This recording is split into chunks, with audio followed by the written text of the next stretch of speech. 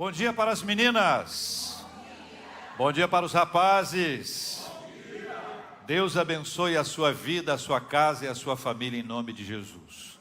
É muito bom estar de volta à igreja depois de uma semana de férias. Uma semana. Que semana maravilhosa foi essa ao lado da minha amada Flávia. Alguns de vocês acompanharam as fotos. Homens, só nós agora. Imagine quantas fotos para cada foto. Só os homens sabem o que eu estou falando. Só os homens sabem. Os homens fazem uma foto e olham e dizem, tá ótimo. A mulher usa este tipo de gesto. Se é que você está me entendendo. Não é isso? E aí, vamos lá, mais 2 ou 3 fotos, às vezes mais 2 dezenas de fotos. Mas eu quero agradecer o carinho. Nós estivemos juntos num congresso da Agência Presbiteriana de Evangelização e Comunicação, a APECOM, que eu tenho a responsabilidade de ser vice-presidente. Estivemos lá em Gravatá, onde fomos muito edificados, eu pude ministrar, fomos edificados lá também. E depois nós emendamos com uma semana de férias em Porto de Galinhas. Gente do céu, que coisa maravilhosa. A Flávia, que não gosta de praia, estava animadíssima. E nós fomos muito abençoados. Quero agradecer o carinho da igreja, das orações. Vocês que oram por nós, vocês não sabem o bem que vocês nos fazem. Se você puder todos os dias tirar um tempinho para orar pelos pastores, suas esposas e filhos. Se não lembrar o nome, pastores, esposas e filhos, nós seremos atingidos e alcançados. Louvado seja o nome do Senhor, né, Flávia? Que bênção, graças a Deus. E lá, nós tivemos, nesse encontro que nós participamos, uma palestra muito boa. Coloca a capa, Bruno e Lucas, por favor. A capa. Se precisar, Luan, ajuda lá, por favor. Tivemos uma palestra muito boa chamada Load. E essa palestra, ela tem que ir, Luan. Essa palestra, ao vivo, meus irmãos, ao vivo é mais legal.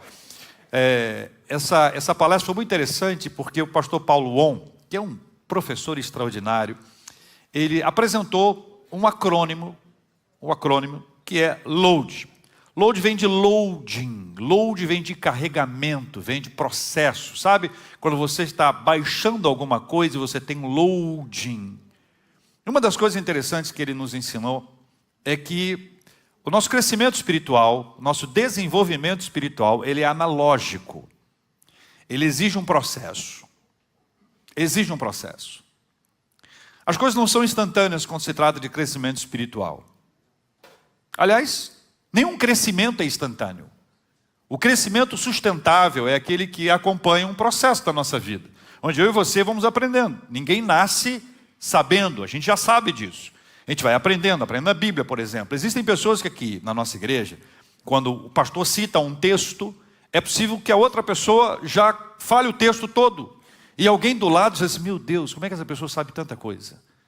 E eu não sei nada, eu não gravo, eu não guardo, eu não sei endereço de nada. Salmo 23, sei lá o que está escrito, o outro falou outro texto, o outro... E a gente tem essas dificuldades de achar que a gente não sabe nada, a gente precisa aprender.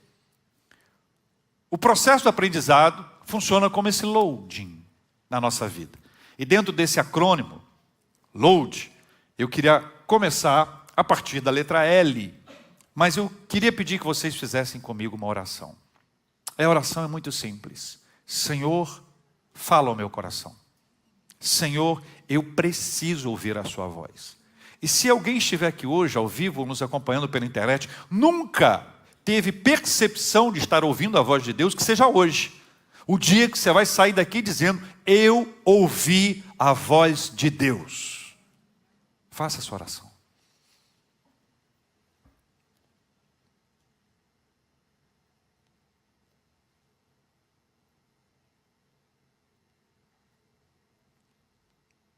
Deus amado, nós precisamos ouvir a voz do Senhor. Nós carecemos da direção, da bênção, da condução do Senhor e da sua palavra. Fala ao nosso coração nesta hora. por meio da sua palavra. Em nome de Jesus, o nosso amado. Amém. Abra sua Bíblia no Evangelho de Mateus, capítulo 22. Nós vamos ler esse texto maravilhoso, 22, versículo 23.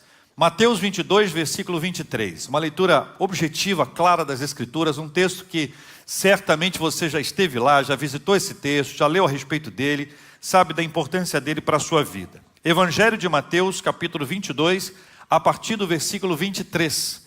Evangelho de Mateus, capítulo 22, a partir do versículo 23. Assim diz a palavra do Senhor, abra comigo e leia.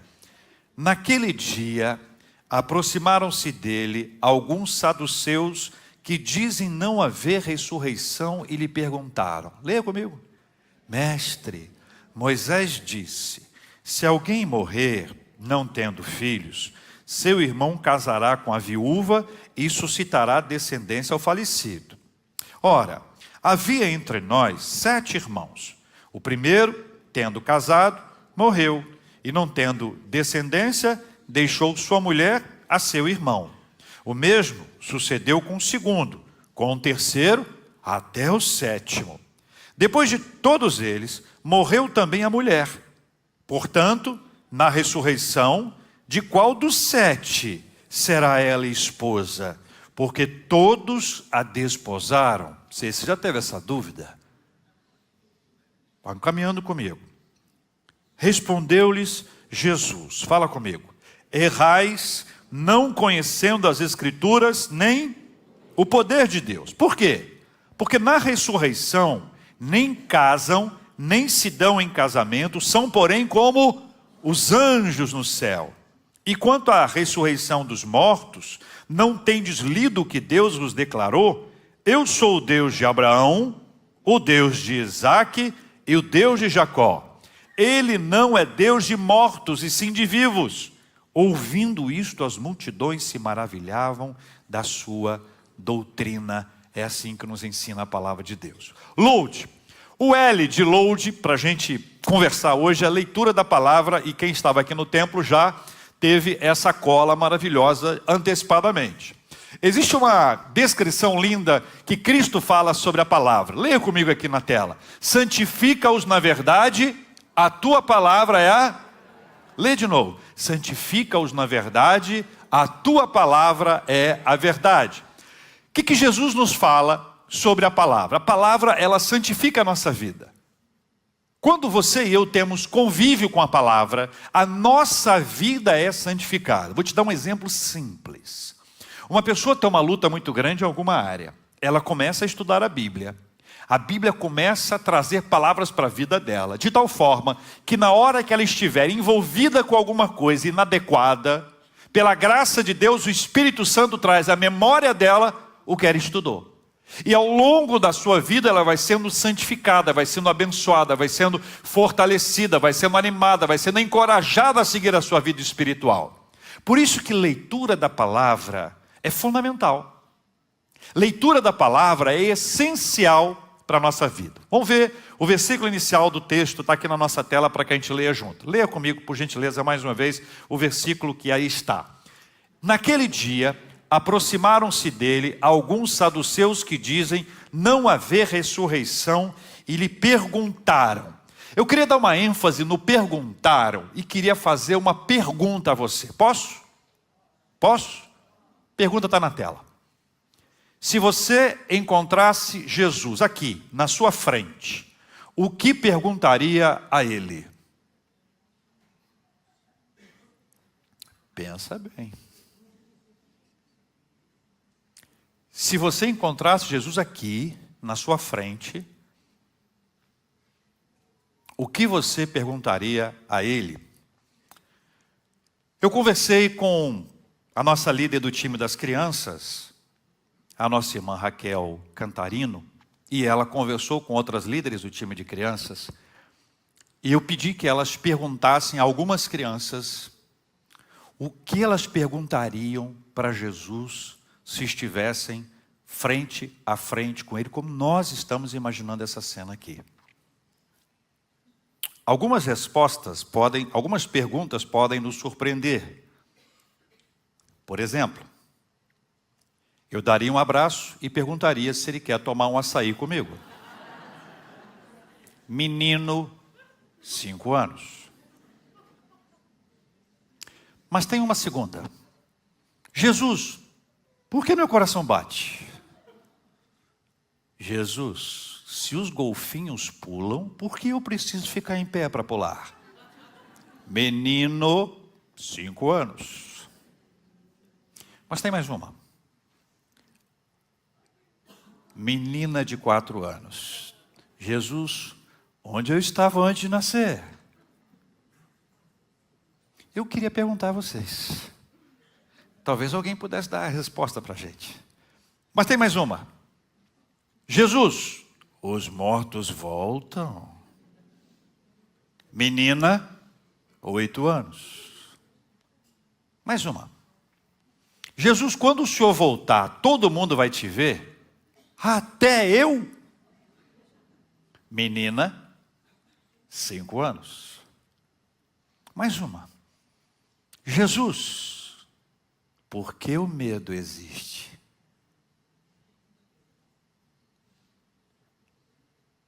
Mais uma. Jesus, como é o céu? As crianças perguntam com mais tranquilidade do que os adultos que medem as palavras, que pensam nas consequências, que ficam com medo de expressar a sua dúvida, ficam com vergonha de dizer que não sabem. Mas as perguntas, elas são essenciais para a nossa vida. Porque as perguntas vão nos conduzir a uma conversa sincera e verdadeira com Jesus. E é essa a ideia. Quando eu e você abrimos a palavra, quando nós lemos a Bíblia, nós estamos tendo uma conversa com Jesus. E a partir dessa nossa conversa com Ele, nós podemos apresentar algumas perguntas honestas, sinceras, entre aspas, sem vergonha. Onde a gente vai contar para Ele aquilo que mais mexe com a gente. Quantas pessoas têm medo de ter medo? Quantas pessoas têm medo da morte? Quantas pessoas têm outros medos que não precisamos descrever aqui agora e que de uma forma ou de outra as perguntas das crianças nos fazem pensar e nos fazem trazer ao coração essa realidade que aqui está. Daí, meus irmãos e minhas irmãs, o texto segue e nos ajuda a entender ainda no versículo 23 do capítulo 22, numa outra ênfase. Naquele dia aproximaram-se dele alguns saduceus que dizem não haver ressurreição e lhe perguntaram. E aqui nós temos a questão que envolve a nossa aproximação. Quando nós nos aproximamos de Deus, nós somos atraídos por Ele.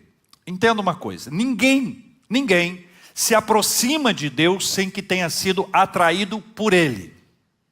Ninguém tem a iniciativa sem que Deus tenha tido iniciativa anterior. Quando a gente lembra do Evangelho, da Epístola de João, quando ele diz assim, que nós amamos a Deus, quem lembra o restante? Nós amamos a Deus porque Ele nos amou primeiro. Toda a iniciativa é divina. Deus toma sempre a iniciativa e a partir da sua iniciativa nós somos atraídos à presença dEle. Então a nossa aproximação dEle é resultado da aproximação dEle. Começa tudo nele, está centrado nele. Mas eu imaginei aqui que eventualmente Jesus pudesse fazer para nós a seguinte pergunta.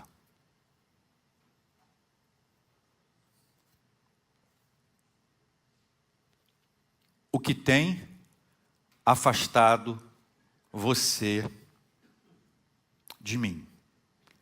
Se nós considerarmos a lógica da aproximação, nós precisamos considerar a lógica do afastamento. A lógica do distanciamento. A lógica do distanciamento é a lógica do desviar-se, do apartar-se, de alguma forma de repelir a Jesus. A lógica do afastamento é uma lógica que nem sempre a gente percebe que ela está acontecendo.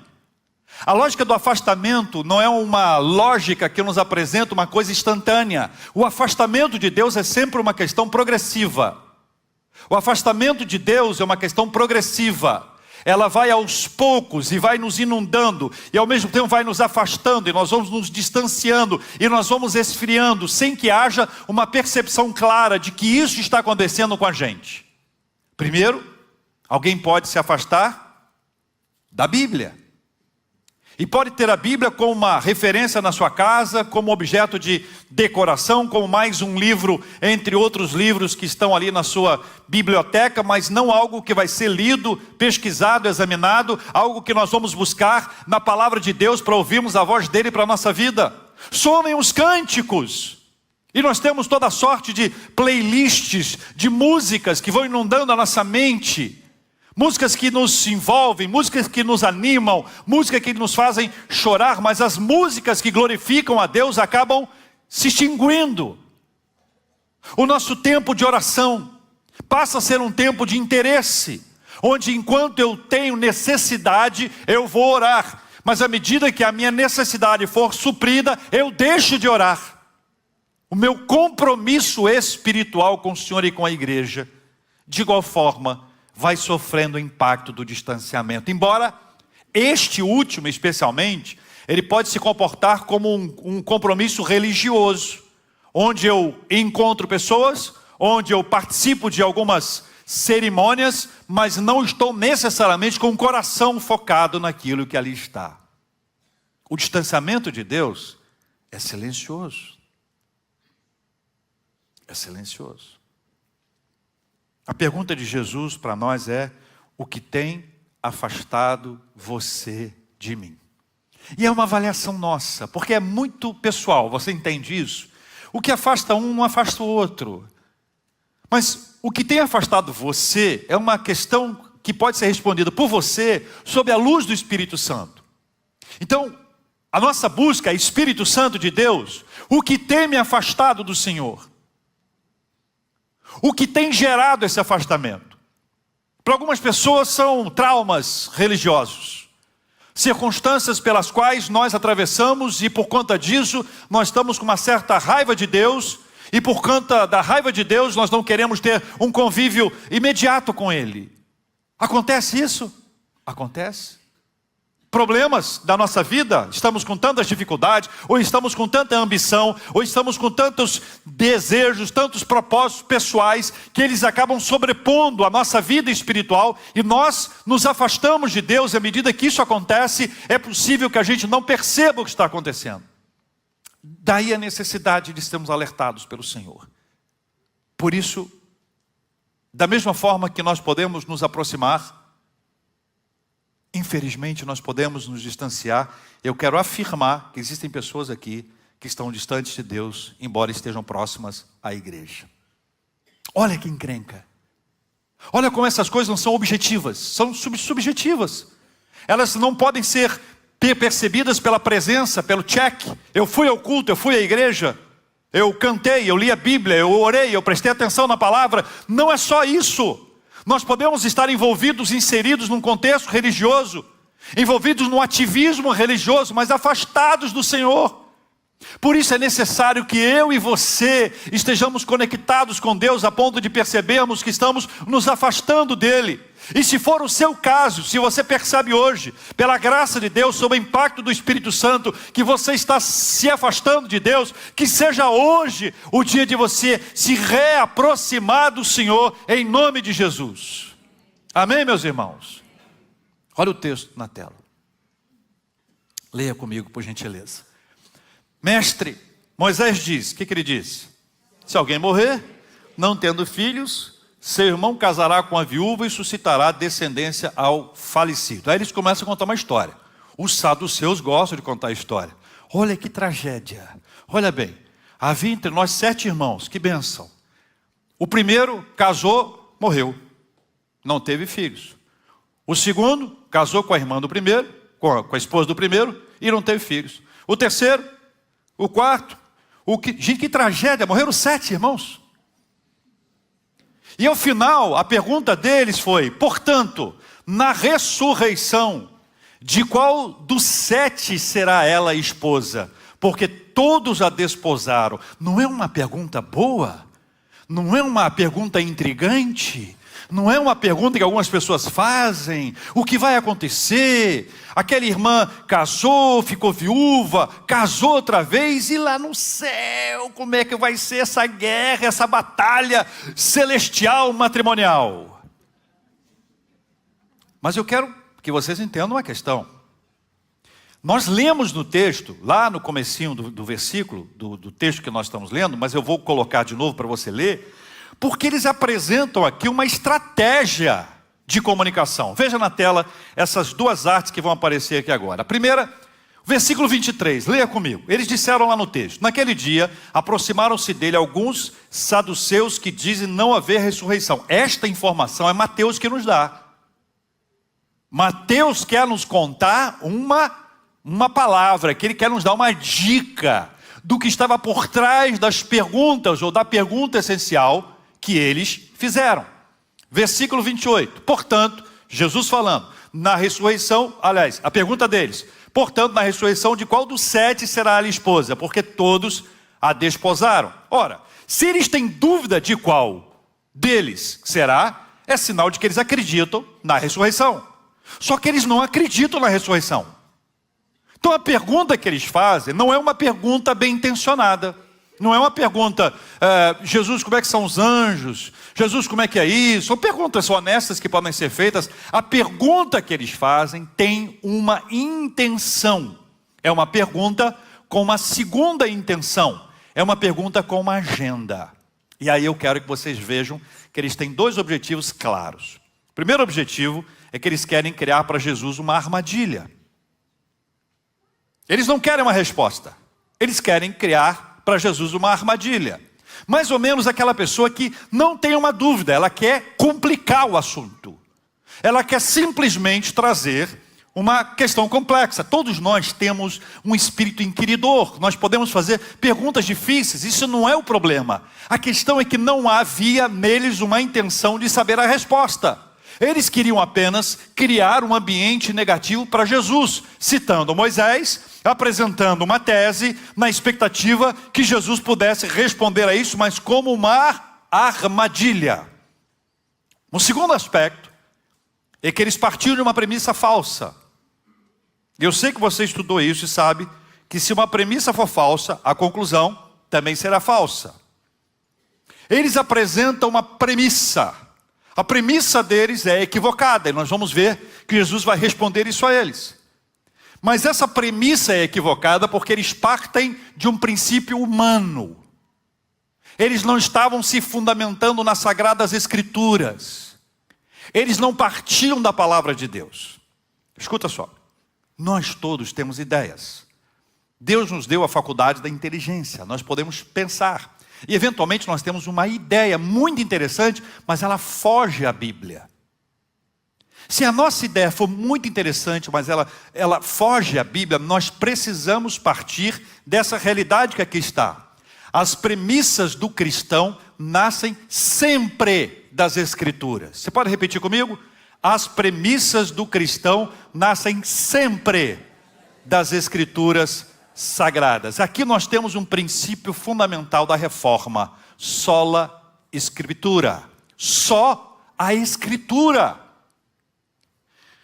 Não são as nossas tradições, não será a criatividade humana, não serão os modismos de todos os tempos que vão nos conduzir a afirmar alguma coisa que a Bíblia não tenha afirmado. Está claro isso, gente? Nós não estamos aqui para inventar. Nós estamos aqui para ler, para examinar e para colocar em prática. Nós não precisamos criar heresias. Elas surgem naturalmente. Mas que a sua palavra e a minha palavra, que a sua vida e a minha vida, que a nossa vida esteja fundamentada na palavra de Deus. Porque se nós sairmos dela, nós corremos sérios riscos espirituais.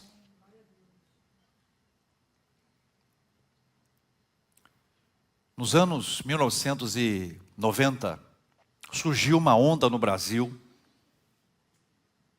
que eram os dentes de ouro. Só para pessoas espirituais. Carnais não tinham dente de ouro. E essa foi a onda. Muita gente com dente de ouro. Dente de ouro. Já contei aqui. Eu estava no seminário nessa época. Banheiro grande, espelho grande, várias pias. Um escovava olhando dentro do outro. Uma expectativa. Algumas pessoas buscando, Senhor, eu quero dente de ouro, eu quero dente de ouro. Ondas que vêm e que vão. Pessoas que se apropriam de experiências pessoais, querendo tornar as experiências pessoais uma regra, uma doutrina, uma teologia. Irmãos e irmãs, se não estiver centrado na palavra de Deus, não adianta para nós. Seja sábio, seja firme, seja convicto. Pega a palavra do Senhor e diga onde é que está isso na Bíblia. Aonde é que está isso? Se não estiver na Bíblia, abra a mão, agradeça, dá um abraço para uma pessoa, não seja grosseiro, não seja duro, não seja violento com as palavras, seja amoroso, ganhe essa pessoa com seu amor. Nesse mesmo período, eu fui andar numa praça em Campinas. Eu cheguei lá e vi um homem com uma roupa muito interessante, uma roupa marrom, tipo uma beca, uma toga marrom e amarrada aqui com corda. Eu achei aquilo muito interessante, achei bacana aquela corda, eu estava meio indignado aquele dia, fui lá assistir. E eu fiquei uns 5 minutos ouvindo, ele só falava de inferno. Vai para o inferno, vai para o inferno, vai para o inferno. Eu falei, não é a boa hora para eu chegar, né?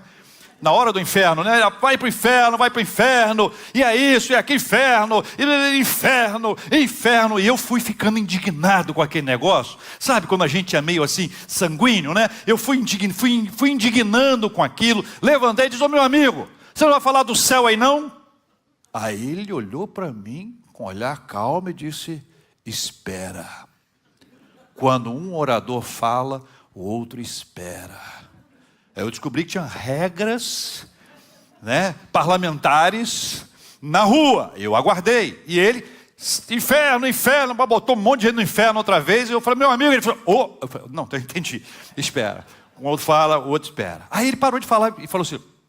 Aí eu peguei o lugar que ele estava lá e comecei a falar do céu, de Jesus, falar de amor, falar da graça, da misericórdia. Quando eu dei por mim, eu estava pulando, saltando no meio da praça, e aí eu terminei de falar, que Deus abençoe a vida de vocês, amém. Aí terminou, a rodinha se desfez, ele me olhou com um olhar indignado, do tipo, vou te matar, e eu resolvi sair para o lado de cá, né, porque ele estava ali, eu vou para o lado de cá, e percebi que atrás de mim veio uma pessoa. Aí eu falei, Jesus toma conta. Deve ser do grupo. Aí fui me escondendo. Ele foi atrás de mim, o cara, atrás de mim. Eu fui numa loja, mais antigo, sabe? Mapping. A falecida Mapping. Lembra dela? Faleceu faz tempo junto com a Mesbla. Aí eu entrei no Mapping ali, e entrei lá e fiquei escondido atrás de um negócio assim. E o cara lá atrás, eu falei assim, meu Deus, o cara não vai embora. Eu morava no seminário, gente, não tinha nem para onde ir, carro, nada, eu ia a pé, entendeu? Então, enfim, eu esperei o tempo que eu podia, daqui a pouco não deu mais tempo de esperar. Eu saí, quando eu saí ele veio atrás. Falei, meu Deus do céu, vou dar um susto nele. Vou dar um susto nele. Me escondi, quando ele passou, eu falei, ei! Aí ele olhou, era você que estava falando do amor ali na praça? Eu falei, era eu queria ouvir mais. Aí era o evangelizado correndo atrás do evangelista. Eu correndo dele e ele correndo atrás de mim. Essa experiência me serviu para trazer à memória e guardar no coração que eu e você precisamos pregar a palavra de Deus. Não seja uma pessoa manipulada por quem não conhece, ou não aceita, ou não se submete, ou não é obediente à palavra do Senhor. Tenha a palavra de Deus como sua única regra de fé e prática. Só a Escritura. Não é um sonho. Eu li um livro. O pastor escreveu o livro. Ele disse que teve um sonho que ele foi ao céu. Foi uma coisa maravilhosa. Mas ele foi ao céu e ficou atrás de uma árvore. Aí eu já achei que estava inventando. Na hora que Deus estava dando um pito em Jesus. Olha que momento que ele chegou no céu. E Jesus recebendo um pito, dizendo que Jesus não foi suficiente. E ele se apresentou. Eis-me aqui. E ele foi designado por Deus para ocupar o lugar de Jesus. Meus Meus irmãos, se eu li, é porque alguém escreveu, alguém editou, publicou. As heresias, elas são recicláveis. De vez em quando aparece uma que já veio igual moda. Ela é cíclica, de vez em quando aparece uma antiga. Eu e você precisamos estar focados na palavra. Nós somos uma igreja da palavra. Para nós a palavra é fundamental, é essencial. Aí Jesus responde aos saduceus. Leia comigo a resposta. Respondeu-lhes Jesus. O que ele respondeu?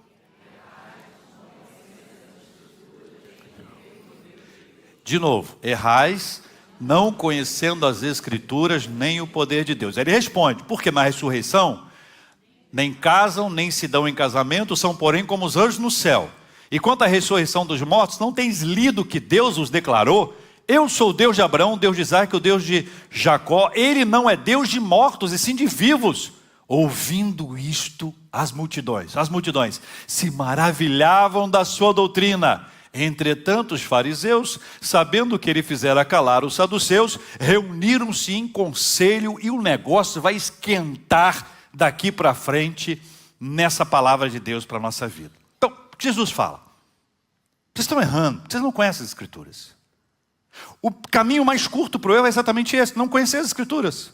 Não lê, não estuda, não medita, não se envolve, não se entrega, não tem uma pesquisa, não tem uma dúvida, não se assenta numa sala, não procura uma orientação. Nós somos uma geração formada por cortes de internet, por pequenos pedaços de pequenas palavras, sem compreendê-las profundamente. Nós precisamos voltar à origem de tudo, que é a nossa essência das Escrituras.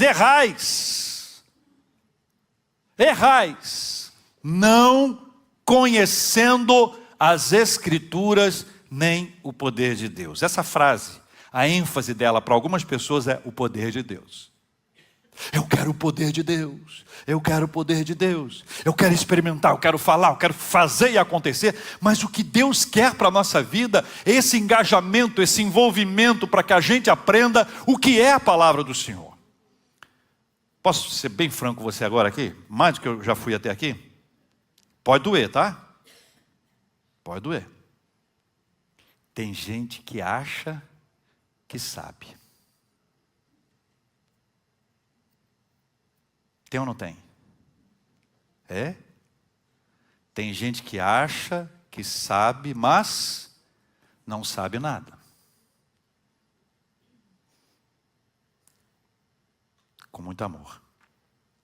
2 psicólogos fizeram uma pesquisa, está aqui na nossa tela, chamado Dunning e Kruger. Essa é uma curva do efeito Dunning-Kruger. O que eles analisaram? Eles analisaram que boa parte das pessoas tem essa curva que aqui está. Eles têm um primeiro instante lá em cima que eles chamam de pico da confiança ou monte da estupidez. Misericórdia. É aquela sensação de que eu sei sobre o assunto. Estou sabendo já. Estou por dentro disso aí. Isso eu conheço tudo. O pastor começa a ler o texto. Já falei sobre esse assunto, sei exatamente o que está acontecendo. Já conheço o final dessa história. Ou aquele conhecimento raso. Memorização, não tem mergulho, não tem profundidade, não tem reflexão. É simplesmente uma decoreba. É a sensação de que eu sei, mas que quando confrontado eu descubro que eu não sei.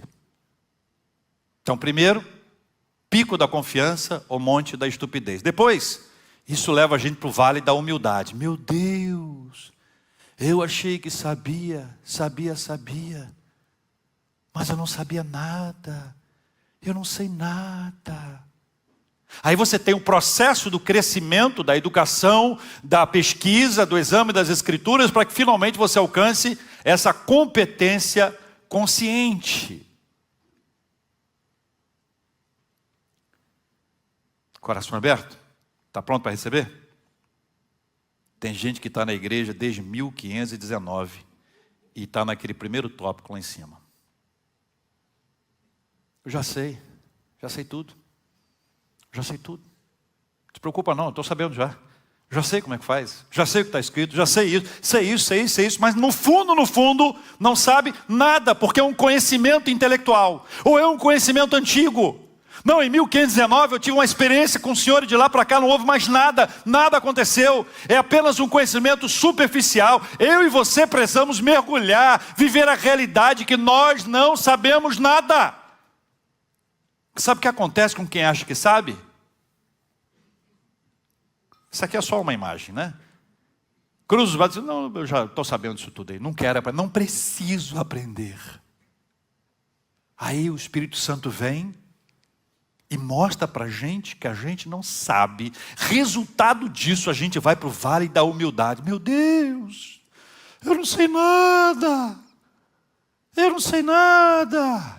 Aí Deus, por sua misericórdia e graça, nos dá o privilégio de estudar, de meditar, de crescer, para que a gente alcance o que eles chamam lá de competência consciente. Não se aplica só ao Evangelho, se aplica ao conhecimento de uma forma ampla, mas ajuda a gente a se posicionar, porque se Cristo fala para os saduceus, errais, não conhecendo as Escrituras, eles eram especialistas nas Escrituras. Especialistas nas Escrituras. É como se Jesus falasse com pastores, com pessoas que estão na igreja desde 1519. Vocês estão errando porque vocês não conhecem as Escrituras. O que será da nossa vida diante de Deus, quando Ele nos cobrar a nossa responsabilidade de conhecimento das Escrituras? Quando Ele trouxer à nossa mente como deve ser o nosso comportamento em relação à Bíblia, lida, deixada de lado, jogada entre outros livros, ou aberta no Salmo 91 na expectativa de que o ladrão será crente. Em vez de assaltar, pare para ler a Bíblia. O que está acontecendo? As pesquisas indicam que o número de pessoas que estão lendo a Bíblia está diminuindo. Nós, igreja, éramos conhecidos como os Bíblias. Porque a gente andava assim com a Bíblia, ó, debaixo do braço. E alguns diziam, rapadura de crente. Todo preconceito e discriminação nessa fala, você sabe disso. Recentemente um professor, um doutorando da USP, trouxe uma palavra impressionante. Ele foi para a internet para dizer o seguinte, olha, os evangélicos são discriminados na universidade. Ele é um doutorando, ele é um ativista, mas ele trouxe uma reflexão, dizendo assim, olha, eu estou cansado de ver como eles são discriminados quando querem trazer uma palavra ou falam sobre a respeito das Escrituras. Existe uma discriminação do lado de fora para dentro, mas eu preciso chamar a sua atenção de dentro para dentro, para a gente não se afastar da Bíblia.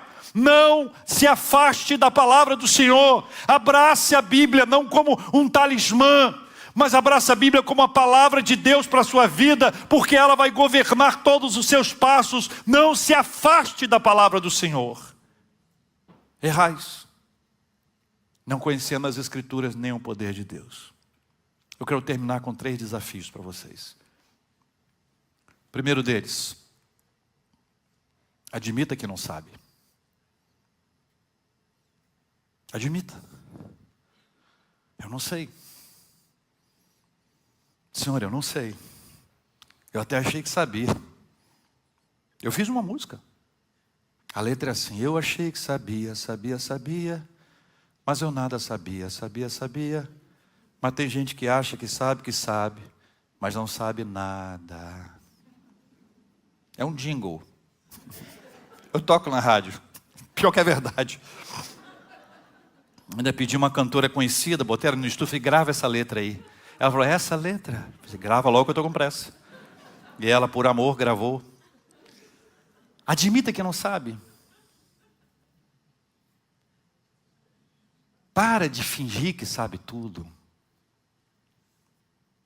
Para de fingir que sabe mais do que outras pessoas.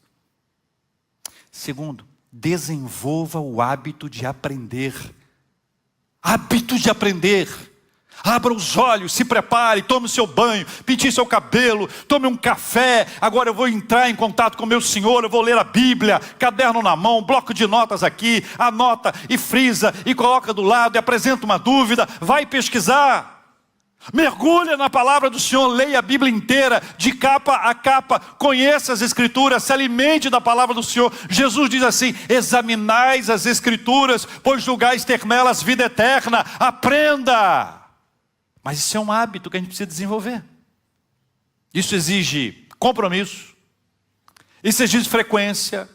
Para algumas pessoas tem que ser assim, no mesmo período, na mesma hora, no mesmo lugar. Tem gente que é muito sistemático, a gente que é menos sistemático. Se você é ou não é, eu não sei. Admita que não sabe, desenvolva o hábito de aprender. Terceiro, leia comigo: invista oração e tempo no aprendizado. Oração e tempo. Você não vai aprender sem oração. Vê se você me entende. Não é uma questão intelectual só. Ela é intelectual, mas é sobretudo espiritual. Você vai aprender à medida que você estiver em oração. Senhor, eu quero ouvir a sua voz, fala comigo. Deus vai desvendar, vai abrir os seus olhos espirituais, vai permitir que você veja uma palavra que você lia de uma forma. Ele tem agora uma mensagem poderosa para a sua vida. Aquela palavra que falta ao seu coração, Deus quer falar diretamente com você, não necessariamente usando um pastor. Quando eu e você ficamos dependentes da voz do pastor, é porque a nossa vida espiritual vai muito mal. Vai muito mal. Se você diz, olha, eu vou na igreja porque eu preciso ouvir a voz de Deus, porque você está dependendo do pastor para ouvir a voz de Deus, você está mal espiritualmente. Nós oramos aqui no começo da mensagem: Senhor, fala o meu coração, não é por meio do pastor, é por meio do Espírito Santo. O Espírito Santo quer ministrar a sua vida, Ele quer encher o seu coração da palavra dEle, Ele quer que você tenha intimidade com Ele, Ele quer que você compartilhe as palavras dEle. Não perca a maravilhosa oportunidade que Deus está nos dando hoje da leitura da sua palavra. A gente está celebrando a reforma nesse mês. Um dos maiores impactos, consequências da reforma protestante é a vida devocional. A vida devocional. Crente, perto de crente, orando com crente, precisando um do outro, alimentando, encorajando, abençoando, fortalecendo. E a nossa oração hoje vai ser assim. Preste atenção se você puder. Não seja prolixo no que eu vou dizer agora. Não invente histórias. Vá direto ao ponto. Nós vamos pedir que a pessoa que está ao nosso lado, direito e esquerdo, e quem está lá atrás, junta com quem está na última fileira. E a sua oração vai ser: Senhor, encha esse meu irmão ou essa minha irmã com sede da palavra em nome de Jesus. Você vai orar e vai receber a oração. Pastor, não sou nem crente, estou vindo aqui à igreja. Eu não sei como é que faz isso. Faz assim: Senhor, encha o coração dele ou dela com a sede da sua palavra. E o que eu vou pedir a Deus é que a oração que você fizer e que você responder seja verdade na sua vida em nome de Jesus. É agora. Pode fazer isso. Pode fazer isso. Senhor, encha. Põe a mão, quem puder, botar a mão assim do lado. Se você conhece, se você não conhece, evita. Não deixa ninguém sem não. Deixa ninguém sem não. Quem está lá atrás, me ajuda aí, gente. Não deixa ninguém sem não. Que Deus te abençoe. Que você tenha sede da palavra de Deus em nome de Jesus.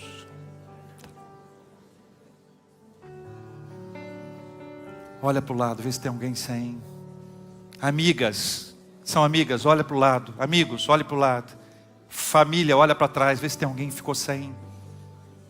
Isso, estenda a mão. Isso. Isso. Isso. Isso. Senhor, sem a sua palavra nós não somos nada espiritualmente. Seremos um grupo de pessoas que repetem coisas que os outros falam ou fazem. Nós queremos ter uma experiência profunda na leitura da sua palavra. Desperta em nós a sede da palavra que santifica a nossa vida. A capacidade de ouvirmos a voz do Senhor.